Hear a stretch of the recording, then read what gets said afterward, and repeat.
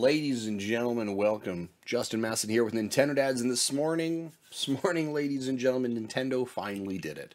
Finally revealed what we have been frothing and foaming and speculating about for what seems like forever, and that is the Nintendo Switch Pro. Well, sort of-ish.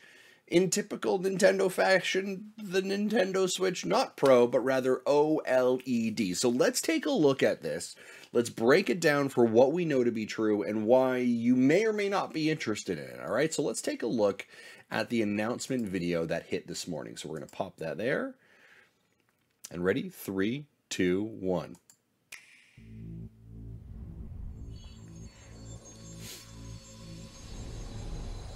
First, calling out OLED. Gonna pause right here. Smart move, right, to use a game like Metroid Dread that we know is coming out soon to kind of get people hyped. This is our first look at the console. At a blush, at a glance, it does not look overly different. Overly different until you begin to take some quick stares or quick looks at it. When you can see, you know, some of the bezeling that you might traditionally see. There's mine, and you can see the bezeling is a little bit bigger. The white looks really good, but we see, again, fundamentally no real structural changes to the Switch that we would have seen, that we were maybe hoping to see. Again, I was saying before, I don't think we would have seen anything because they've made so many Joy-Cons. It's the same shape and model. So let's jump into it. Again, that white is great looking.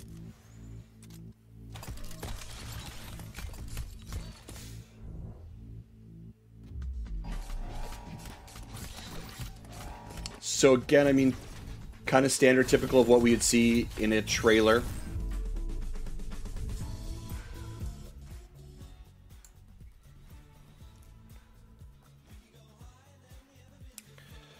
Now, sorry, hold on a second. We're going to back that up just a hair because I hit the wrong button at the wrong time.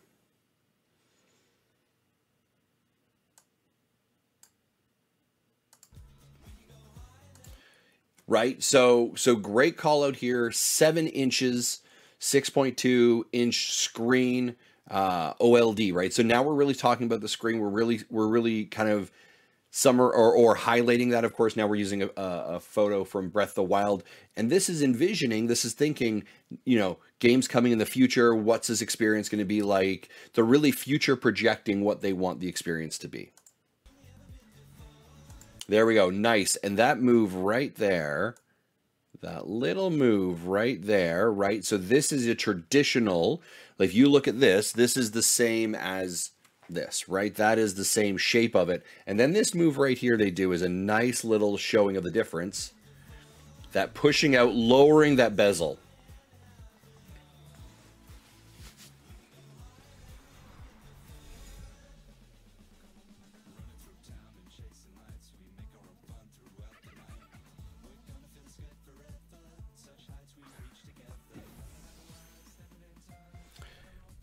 Showing games that we'd expect to see on it. This is interesting. Wide adjustable stand. And we take a look at this, right? That was one of the biggest critiques that we had, was that this stand traditionally was just this really flimsy piece of plastic, right? Where instead what they've now done is they have now cut from there to there and made that a really strong stand. That's, I mean, that was, you know, when you talk about all the critiques of the Nintendo Switch, the stand is one of them. But if I was to prioritize things I would want adjusted or fixed, it would be near the bottom. But sure, look it. Let's see more about a wide adjustable stand. I do like it, though. Different heights, different adjustabilities, right?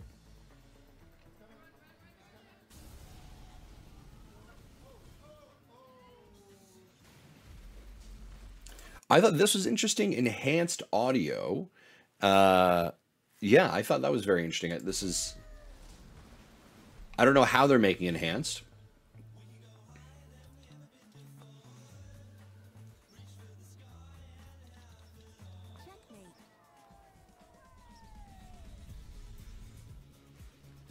So this is our first look at the dock. Now in this case, we can see here this dock is like a nice kind of white or grayish, maybe a snow white is what we're seeing here as well. I think the dock looks crisp. Again, future projecting, we're seeing Splatoon 3, right? Show me the games that are going to be playing on it when, right? So Splatoon 3. Fundamental, a little bit of a change to the dock. Again, the coloring's a little bit different here. And then that's definitely new, right? Our wired LAN port. Thought that's an interesting thing to be putting in there and really calling that out as well.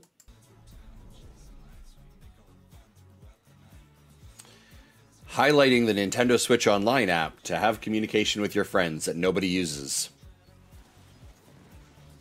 Again, highlighting Splatoon 3. This is your showing that if you want to be playing some of these high-end games, think about the Nintendo Switch OLED.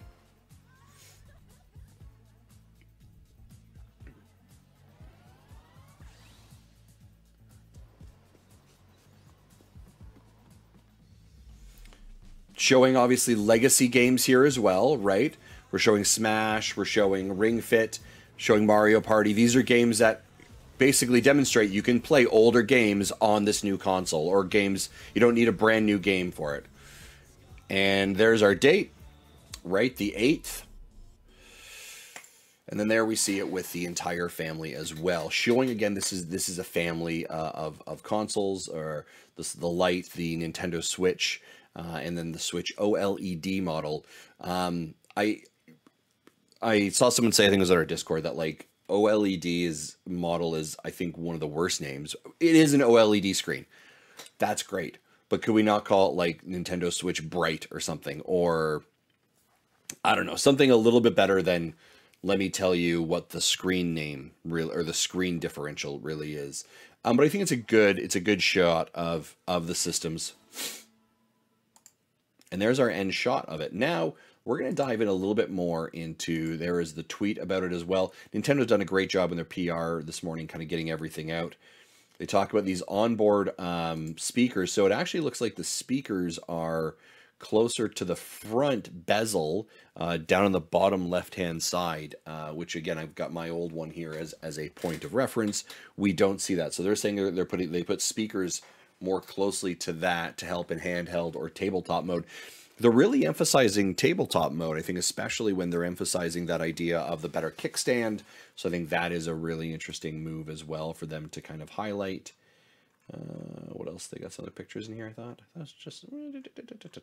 Well, sure, look at... I, of course, decided to deep dive more. Jumping right into this now, I'm on the .com side of it as well. Now, something else I do want to mention that was not mentioned in the video, is actually mentioned in the PR release later, is that the internal storage is 64 gigs as opposed to the 32 gigs that we saw on the original as well. That's a great increase. This was one of the things we speculated, that we would see a higher internal storage. 64 gigs is still a pretty small amount, but it's a step in the right direction. We'll take that, right? Again, October 8th, 2021. This is the same day as Metroid Dread.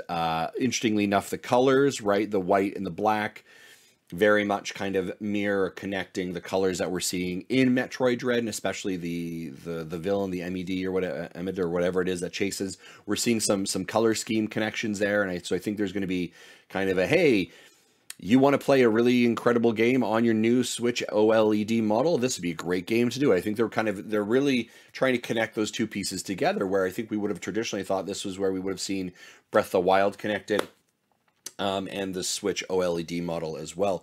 Now, I do want to say this is, we're almost 9 minutes into this.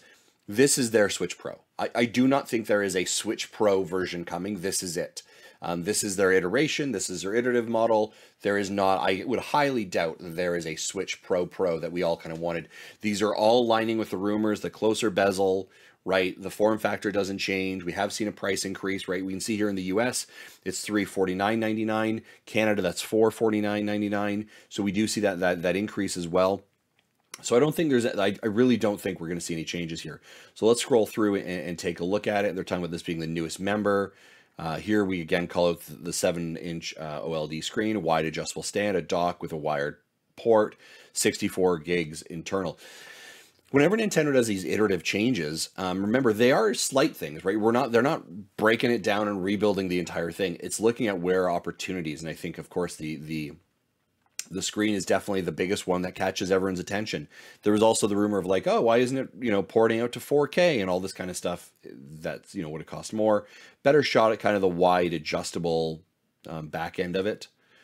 Again, really talking about here best angles to play multiplayer games, talking about our the built-in LAN port, 64 gigs of internal storage. There's again a good photo of our enhanced audio speakers, 3-in-1 modes showing different ways of playing it. This is kind of the area that I scratch my head at, and I don't know if they can really even say anything about it, but like the biggest thing I want Nintendo to do is get better Joy-Cons, right? They need to fix that problem. Their Joy-Cons are an issue, and they know they're an issue, and they've been sent to court about them being an issue. And maybe that's why they can't say like new and improved Joy-Cons. But the Joy-Cons are the same. I would have liked to see a little bit of an upgrade on that, but that's sure, look at that is what it is. Yeah, talking about pairing.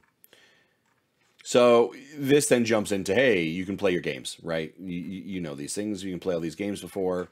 There is a tech spec that we can actually take a look at. Actually, hold on a second. Where is he? I saw something else I wanted to take a look at. There's our boxes for it, or there's the boxes for it. So they do have kind of the blue and red that we saw at launch as well, or this kind of white set.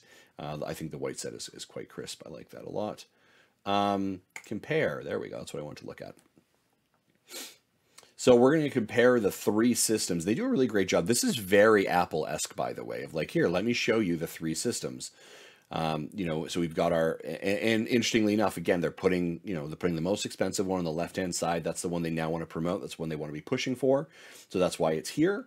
How can you play them? Well, you can play them all the exact same, right? All Switch games. Now, this is interesting with this asterisk here. So we'll take a look at that later. It comes with the Joy-Cons, no rumbles. They start to make some differentials. This is where we start to see some changes in the dock, right? So again, this is the big difference here. I mean, this is copy and paste of this over to here, but this is now our new adjustment. I wonder if the LAN cable, the reason they're promoting that LAN cord is they're wanting you to be more and more connected. And I wonder if that being more and more connected is part of their cloud strategy. I mean, being more connected is a great thing as well, but I wonder if they're kind of trying to really just encourage that idea of being connected and requiring that always on hardline. So maybe I'm wrong. Maybe I'm reading far too much into it. Here's our dimensions. So again, our dimensions don't change. I'm not shocked that our dimensions didn't change at all. Interestingly enough, weighs just a little bit more than the other one, but very slight. There's our 7.0 LED touchscreen versus our 6.2 versus the 5.5. This is where we actually see the called out on the different gigabytes, or sorry, internal storage section. Now this is interesting. Different model number for our battery life. This is a different model, but the battery life being the exact same is disappointing. Again, this could just be, you know, like these were built 4 years ago, and this was the battery number from then. These are the new battery numbers there. Again, that is disappointing that the battery life appears to be the exact same. I think that would have been a great area to increase. We're seeing some compatibilities, right? All that full tech spec, or view the spec sheet. Actually, I have that up here. So we can go into there. The CPU is the question actually I wonder about. So I want to check the CPU compared to the old CPU. NVIDIA custom Tegra processor. Custom processor. So the processor appears to be the same. Bluetooth 4.1 wireless. Yeah, that was there too. So I don't, there doesn't appear to be, I don't think any huge fundamental changes that we're really seeing here. Yeah, again, charging time 3 hours, charging time 3 hours. So, you know, for the specs on the console, nothing fundamentally, oh, here it is, I apologize, it's up here. There it is right there. Nothing really fundamentally appears too significant. Like, I mean, there are changes. There are definitely changes, which are good. But, you know, I think people were expecting this was to be like the Pro, right? Like everything is scaled up. Everything is massive. I'm not overly shocked that it's not. This is how kind of Nintendo operates sometimes. I think it's a good step forward. I think it will sell consoles. The fact that it's releasing before the mad holiday season rush, right? It's a month and a half before Black Friday.